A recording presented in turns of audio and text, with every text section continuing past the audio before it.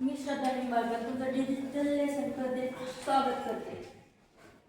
आपण आज उद्योग हा पाठ अभ्यासणार आहोत. ही तुम्हाला पेन्सिल दिसते का रे? पेन्सिल दिसते ना? तर यासाठी काय काय कच्चा माल लागला? लाकूड लागलं.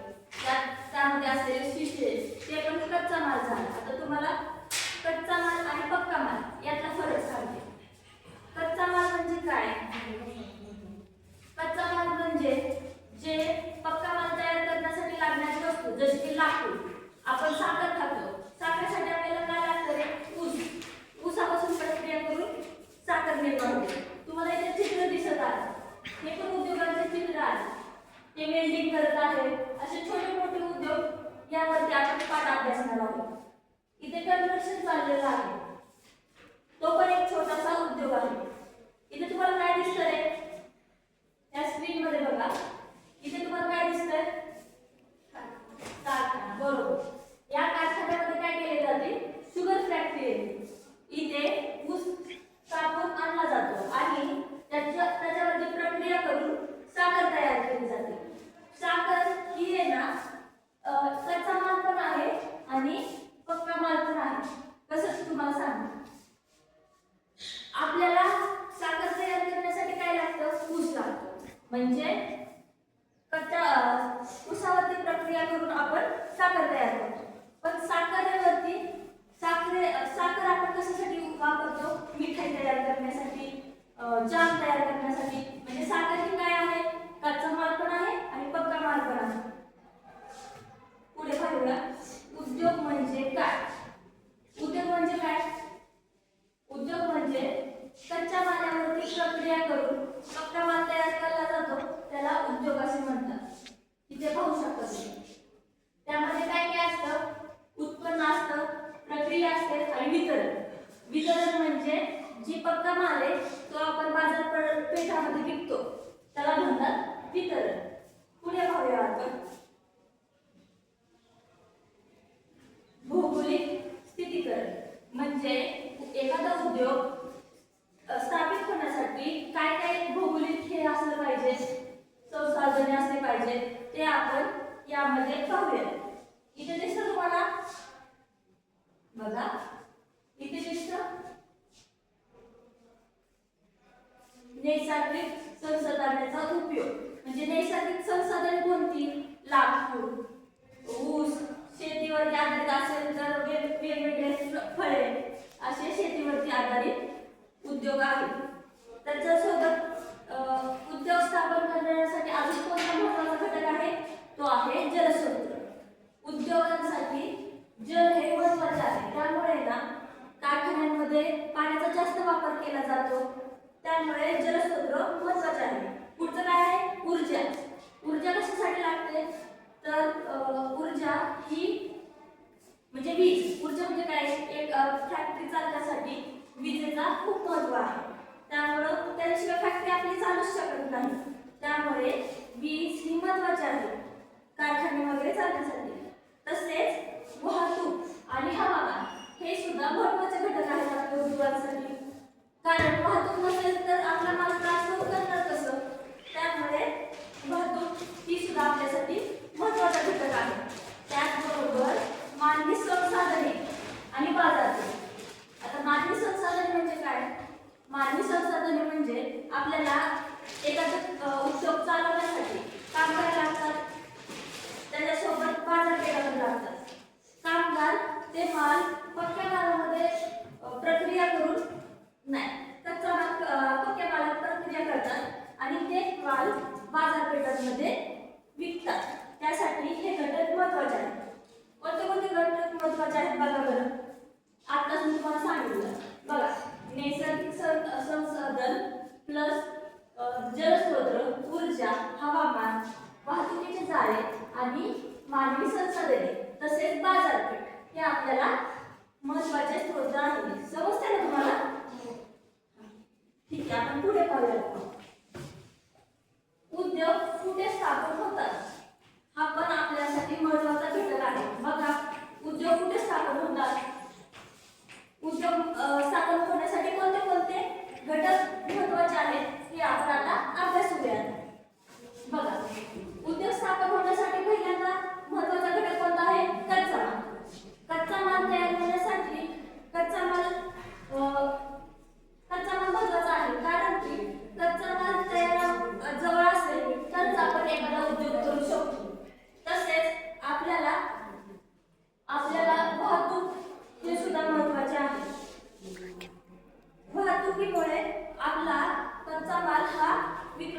शकतो, ते ट्रान्सपोर्ट केले जाऊ शकते, कारण की कच्चा माल आणणे आणि पक्का माल बाजारात विकणे हे कशाद्वारे केले जाते, ते आपल्याला वाहतुकीद्वारे केले जाते. आता पुढचा मुद्दा कोणता आहे ते बघा रे. पुढचा मुद्दा आहे बाजारपेठ. बाजारपेठ जवळ असणे हे महत्त्वाचं आहे. बाजारपेठ जवळ असेल तर आपण तो माल विकू शकतो.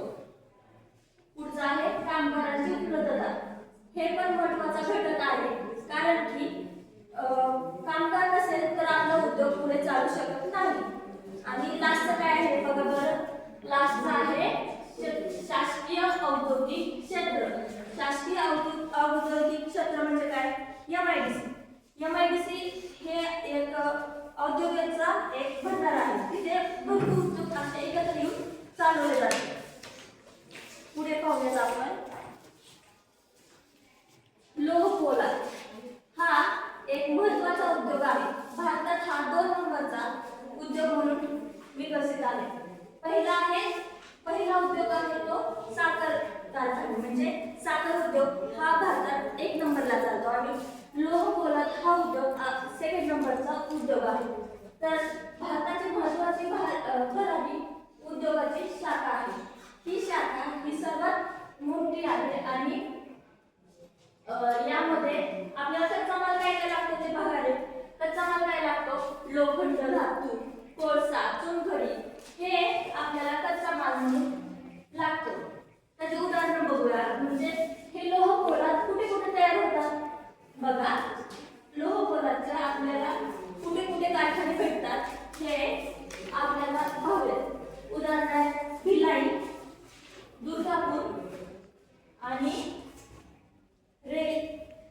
रेलिकेला इथे लोह पोलादचे उद्योग आहेत. आता आपण पाहणार आहोत उद्योगाचे प्रकार. उद्योगाचे प्रकार कोणते कोणते आहेत ते बघा. कच्च्या मालावरती आधारित कोणते कोणते प्रकार आहेत? कृषीवर आधारित उद्योग. कृषीवर आधारित उद्योग म्हणजे काय? फळ, भाजीपाला हे उद्योग चालले जातात बऱ्यापैकी. पुढचा आहे खनिज आधारित. खनिजे जिथे उपलब्ध असतात तिथे हे उद्योग चालले जातात. तिसरा आहे वन.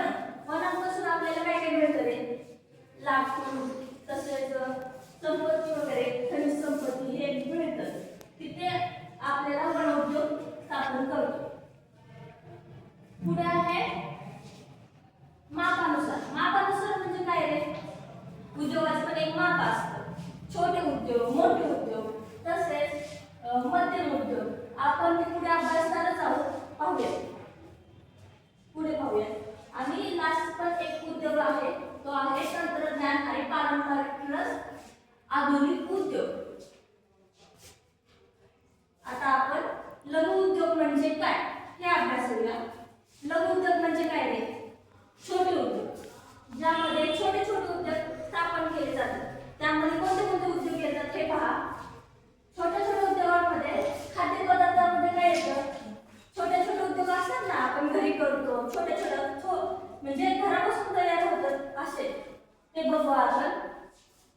खाद्यपदार्थांमध्ये काय येतं? लोणचं, पापड, मसाले, बेकरी, उत्पादने अशा प्रकारचे ना उद्योग हे खाद्यपदार्थामध्ये येतात. तसेच वस्त्र उद्योगामध्ये काय येतं? कापड पिशव्या शिवणे, हाताने विणलेले कापड शिवणे, साधे कापड शिवणे हे वस्त्र उद्योगामध्ये येतं. पुढचं काय आहे? घरगुती वस्तू. घरगुती वस्तूमध्ये आपण तयार काय करू शकतो? छोट्या छोट्या स्टीलमध्ये.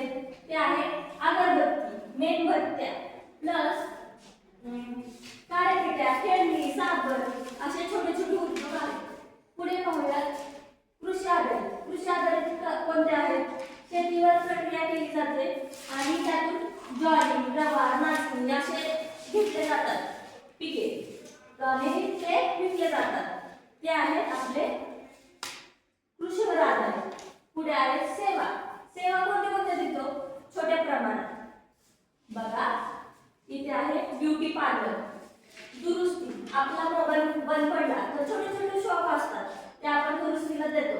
ते छोटे उद्योग झाले. पुढे आहे IT सेवा आणि इलेक्ट्रॉनिक्स मीटर वगैरे आता आपण पुढे पाहूया. हे काही चित्र दिलेले आहेत, तुम्हाला दिसतं का रे? बघा इथं बेकरीचं दिलं आहे. हा पण हे छोट्या उद्योगांचे चित्र आहे.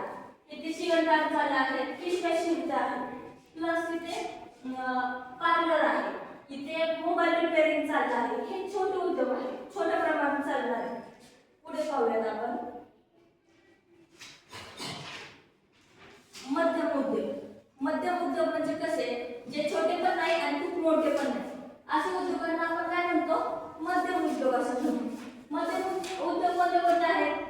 इथे बघा वस्त्र उद्योग, खाद्यावरती प्रक्रिया केलेले उद्योग, प्लस वाहन घटक निर्मिती म्हणजे वाहनावरती छोटे छोटे वाहन तयार करणे, हे उद्योग मध्यम उद्योगात येतात. अजून त्याचबरोबर कोणते येतात?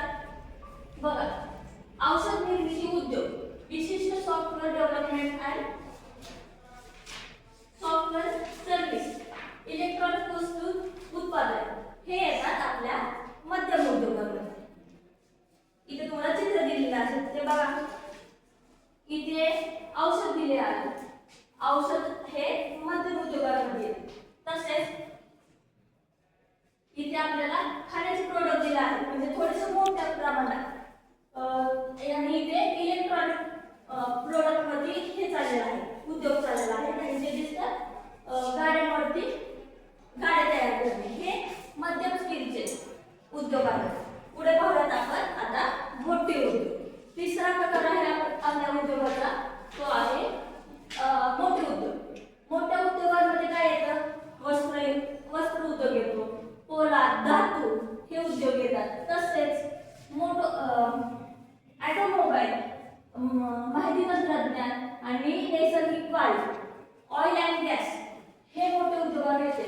तसेच अन्नावर प्रक्रिया करणे आणि सिमेंट हे मोठ्या उद्योगांमध्ये येते. हे चित्र तुम्हाला दिसतं का रे? हे सगळे मोठ्या उद्योगांमध्ये येते. इथे काय आहे? कारखाना आहे.